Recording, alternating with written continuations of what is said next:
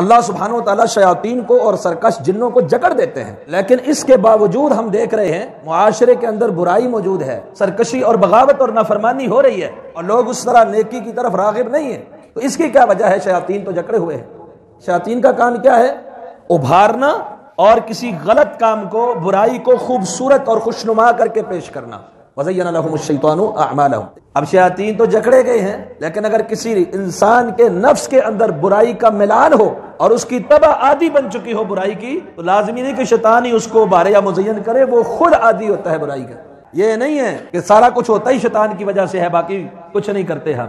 زبردستی اور جبرن والا کام نہیں ہے۔ قیامت والا دن ہوگا، شیطان کہے گا تمہیں میں نے کوئی خاص دلیل نہیں پیش کی تھی، الا ان دعوتکم فاستجبتم لی، میں نے تو صرف دعوت دی، تم نے قبول کر لیا، فلا تلومونی، مجھے ملامت نہ کرو، ولوموا انفسکم، اپنے نفسوں کو ملامت کرو، اپنے آپ کو ملامت کرو۔